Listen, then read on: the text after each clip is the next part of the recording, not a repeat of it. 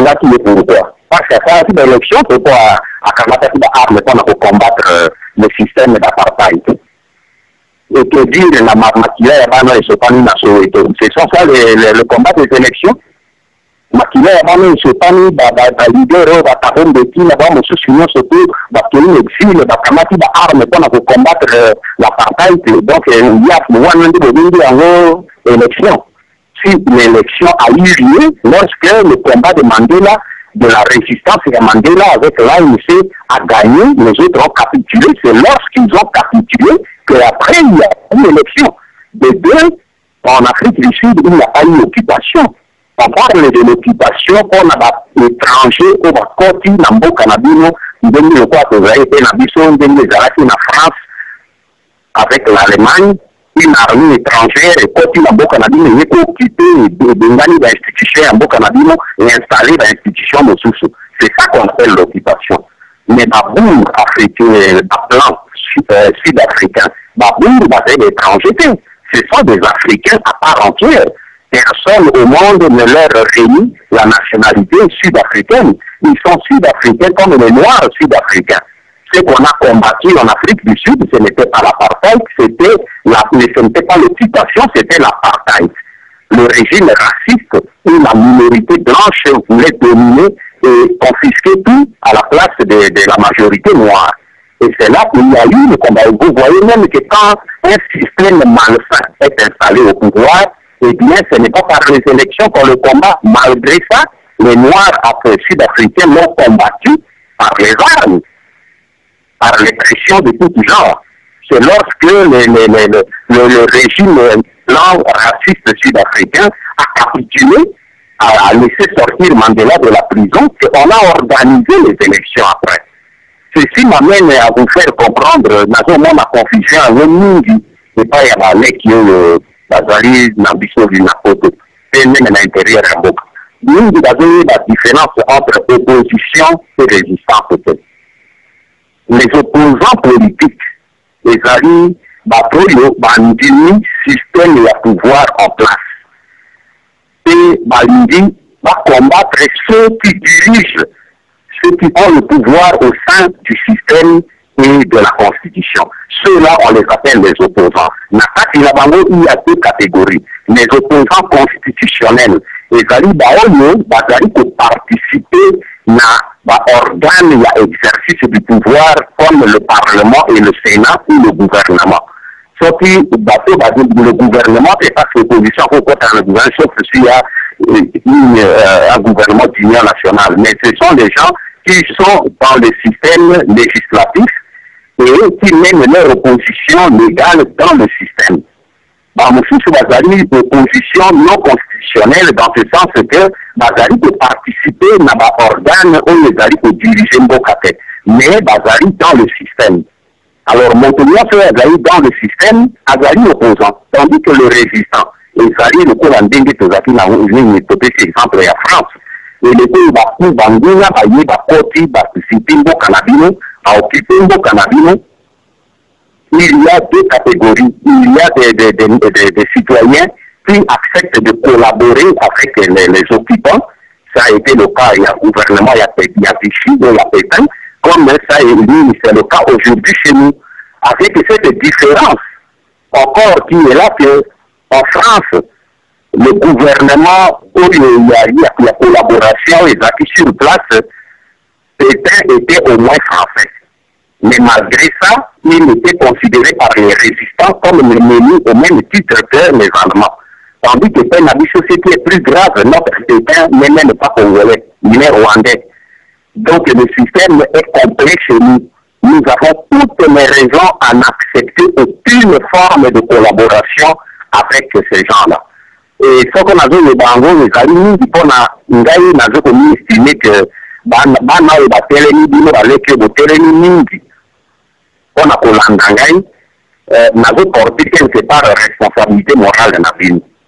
Et à la locale, avec Otungu, Wakufi, et à la base, avec Kangapango et tout cela, quelque part, on a dit, Banawana, Batelemi, parce qu'ils ont entendu ma voix. Je ne le dis pas par prétention, je le dis par fait historique, parce que j'ai été le premier Congolais où le tango bâti, ici problème et à Kanambi, c'est moi qui étais le premier pour dire que cet homme ne s'appelle pas Kabila, il s'appelle Kanambe. Les documents historiques sont là. 4 jours après, je l'ai annoncé. Au début, mais après, il y a eu beaucoup de balais qui étaient au Télémi de Zolanda. Alors, il faut de faire l'attention. On a vu mon balai qui est Télémi pour Yokindola et on a Bengi. Télémi na résistance, mais il y a monté le copie na résistance. Yo kama take po kende opita na njingi yo kende matongo kende kolia nganda. Leki nanga alors oyedi eloko nini résistance te.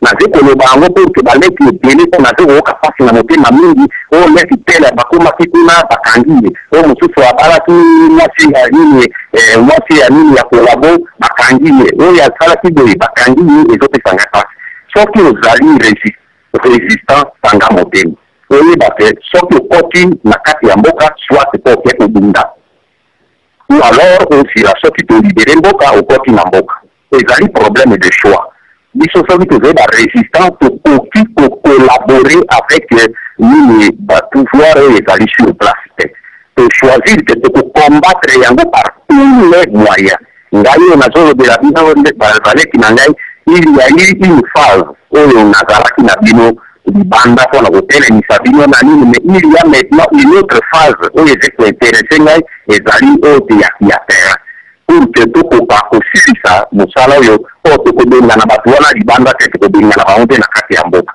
donc nalingi koloba ke il faut baleki bayeba soki oyebi ke ochoisir mpo tokoki koimpose motu point de vue te baoyo balingi kosala opposition libre à eux lokola bandeko ya idps bakei na ba mosusu basala opposition bameka nzoto me biso to ngai nabengi yango naivete parce que nyonso wana bakomona tosi tolobi yango ça fait 6 ans toze koloba yango yi michel aprometaki bango bolanda bato ya nini ya résistance te bolanda nganda te baélection ntango tokosala yango mboka ekokoma yini mpe ekozala liberté ekozala lui michel azesika wapi ntango tolingaki tosouleve problème ya nationalité ya nani ya mwana wana ya rwandais bapesi ordre bakomimide ko deuxième tour ya élection motu moko apose problème ya nini ya origine ya bacandidat te lelo oyo tozomona na états-unis meme obama baponi akomi président lelo bazocontinue kosoulever mpo bazala sur ke azali américain ou pas basengi baexige il a été obligé à publier certificat ya naissance na ye na omemiri mpona kotalisaka botami na territoire américain parce que condition po ozala américain yango wana alors pour quelle raison epai na biso so tolingi kosoulever problème wana il y a appelé xénophobie et tout qui a parlé de xénophobie eloko baaméricain bato baexige nini preuve ya nationalité américaine ya obama personne alors ozomona problème eze te na biso eze problème ya naïveté ou tu sais pourquoi tu te bats ou tu ne sais pas pourquoi tu te bats. Oyebi Martin Luther King alobaki quelque chose de très très très important. Alobi soki yo motu na kati ya vie na yo ozali na idéal moko pour lequel ozali prêt po okufa mpona yango te alors ozali digne ke ozala na bomoi te. Et il a raison parce que soki otali même la lettre ya jeune résistant français Guy Moquet qui a été fusillé dès 1941 au début de la résistance. Moi, j'ai 17 ans seulement. Mais dans mon candidat, il y a connu la petite parents avant la veille à mon colloque qui va le 20 octobre. Alors, papa, maman, je suis jeune, je n'ai que 17 ans et demi. Mais là, on a dit qu'on souhaitait que ma mort serve à quelque chose. Que ma mort serve. Moi, j'ai 17 ans et demi. Il a compris ce que c'est que la résistance. Il dit que la résistance, c'est une question de vie ou de mort. Ce n'est pas un jeu. Et on a profité dans l'équipe pour que l'équipe va comprendre ce qui choisir de résistance, ce n'est pas un problème de jeu. C'est une question de vie ou de mort. Alors, ou bien tu peux récupérer un bon cannabis, ou bien tu peux faire un bon cannabis. Et c'est sous cette label-là que moi je me bats. Le reste, il y a des problèmes, il y a choix, il y a mon tournament. Voilà, c'est Minalinda qui vraiment que sur ce point, qui va comprendre bien que tu arrives à opposant politique mais tu arrives à résistant contre le système d'occupation en bon cannabis. Matondo mingi président honoré et yokami et yanonayo kasi lokola leader ya résistance pe na motondenge tuzali kokende olobi ba fait historique ezali yango wana pe fait historique ezali komonono to zonga te kaka na fait historique président Honoré to timola ki likambo ya élection ezali na mwa mituna mingi na kati wana limbisa to koto na yango na 2006 libota bana Congo oyo yo temisaki ekendeki na kati na élection endimaki ko kende élection yo kendeki te kasi olandaki bango na libulu pona koganga koloba ete bana kebani bandimi lisusu kokende pona mbala ya mibale pona nini okolanda bango lisusu te pona mbala ya mibale oganga lisusu ndenge ogangaki kasi ondimata bakende soki ezali na tina moko oyo olingi penza olimbola na biso yango ekozala malamu olimbola po bandeko mingi na nzela bazali koloba président Honoré asalaki yango na 2006 pona nini aboyi yango na 2011 landa ata libota na yo bana mboka Kongo na kati na libulu ogangela bango opesa bango toli ya koganga kendeni kasi zaya na bokebi soki okosala yango te olimbola biso tina nini penza okosala yango te pona mbala ya ibale malobo mboka yo leki maenge na kanisho lokinga esika na lobaki ne bandesi na yebisi yo ke na solo laki na Jean-Pierre Bemba na solo laki na délégation ya bandeko ya UDPS tango bayaki nani leki mpuyila memaki bawe na pesaki position na ngai bakei bango nyonso tu bamoni pe résultat yango biso nyonso tozo kovivre yango mbala oyo boye nalobi na kolekisa tama na ya koganga te mpona nini parce que il y a un temps pour chaque chose comme dit la Bible. Il y a un temps pour ramasser la pierre, il y a un temps pour lancer la pierre. On a eu toganga ki eleki. Sikoyo boye préoccupation na ngai ezali le terrain. Yango momi nazolinga koloba te bozo insister chaque fois papa bato baosenga oloba nazolinga te mpona yango parce que nalingi mayele na makanisi na ngai nyonso ezala concentré na terrain.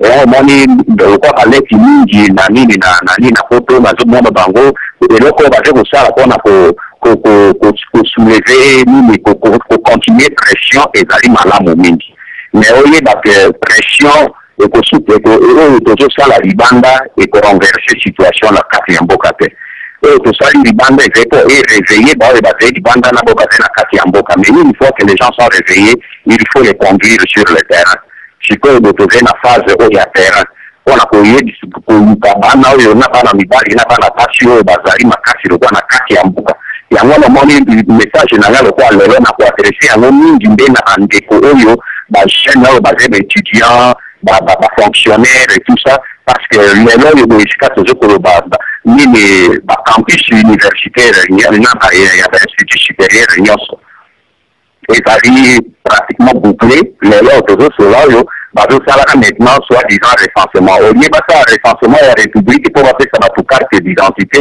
mpona baélection kanambe préfère akende korecense baétudiant mpona nini parce que bamoni que ça fait maintenant 2 mois nini badocument oyo ya réveil ya l'œil du patriote armilie ezali kosopana na bacampus na bacamp militaire na bazando et tout ça alors mpona bango balobi apareko a infiltré nini bacampus universitaire il faut bayeba qui est qui là-bas mais yo ntango ezali meme bête mpona bango basala recensement na bango si leur recensement pourra leur révéler nini patriotes congolais oyo basé parmi les étudiants parmi eux mais je ne pense pas que un recensement peut révéler la nature ya engagement ya motu mais baoyo naze koencourage bango ezali baétudiant oyo bazali ebele oyo bazali na kati ya bacampus mpe bazali kosala relais ya distribution ya badocument d'appel oyo toze kosala mpona basoda na banini na bafonctionnaire yango nde ezali vrai combat oyo tokomi nango parce que lelo